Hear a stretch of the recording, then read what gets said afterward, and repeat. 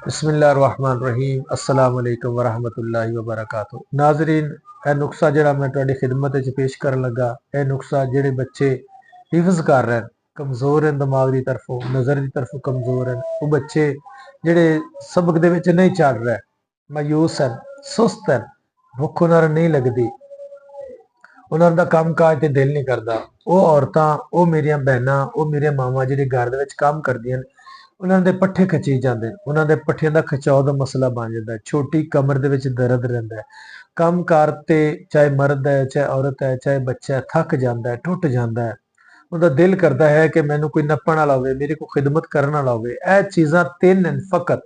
इन्हें तुसीं घर दे विच कॉफी तैयार करनी है, इन्हें तुसीं 5-10 उबाले देने, इनू पुण ते नीम गरम असबे जैका अगर इन्हें चीनी पानी ते चीनी पा लवे पी लवे। यह सर्दी का निहायत ही खूबसूरत तोहफा, निहायत ही आला तोहफा, बड़ा ही प्यारा तोहफा दे रहा। कोई नज़ला नहीं होगा, कोई जुकाम नहीं होगा, कोई तुहानू जिस्म दे विच दर्दां हैं, जिस्म दे विच बुखार दी तुहानू महसूस हो रहा है, हत्ता कि तुसीं कहंदे ने कि कोई दवाई वगैरह या कोई डोज वगैरह लै लईए।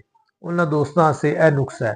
जिहड़े छोटे बच्चे हैं, मिसाल के तौर पर 1 साल का है, 2 साल का है, 3 साल का है, उन्हां बच्चों नूं जस्ट छाती का मसला बन जाता है, बगलम का मसला बन जाता है, बार बार छींकां आदियां, छाती ते इन्फेक्शन हो जाती है, खांसी दे नाल बगलम आती है। वो बगलम चाहे वड्डे हैं, मर्द है, औरत है, वो बच्चा चाहे साल का है, 2 साल का है, 3 साल का है, यह तुसीं चीज़ां इस्तेमाल करनियां बिल्कुल सस्तियां तरीन है। साढ़े कोल मंगवाना चाहते हैं, स्क्रीन पर मेरा नंबर चल रहा, मंगवा लो। इंशाअल्लाह TCS के जरिए, डाक के जरिए असी कोशिश करांगे तुहाडे तक दवाई पहुंच जाए। कोई भी साड़ी दवाई होगी, असी पहले पैसे नहीं लवांगे, दवाई तुहाडे तक पहुंच जाएगी, उस तो बाद असी पैसे लवांगे। चीज़ां मैं पेश करन लग्या, तुसीं लिखने तो लिख लो, कापी पेंसिल ते नोट करने तो कर लो।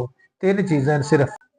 सब तो पहले लसूड़ी, अनाब, बेईदाना, सिर्फ 3 चीज़ां भाईजान।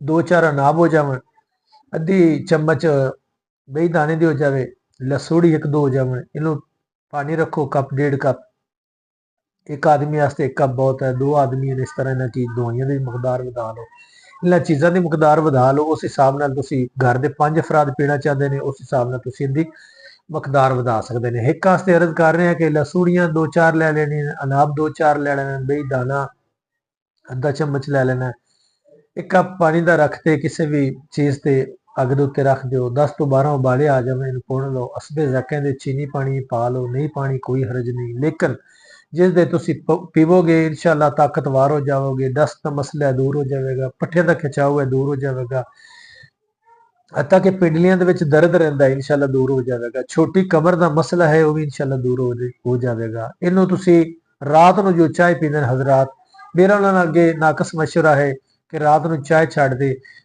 जो चीज़ां 3 अर्ज कर दियां यह तुसीं पीवो, इंशाअल्लाह ताकत भी आएगी, कुवत भी आएगी, दिमाग की कुवत आएगी, नज़र की कुवत आएगी।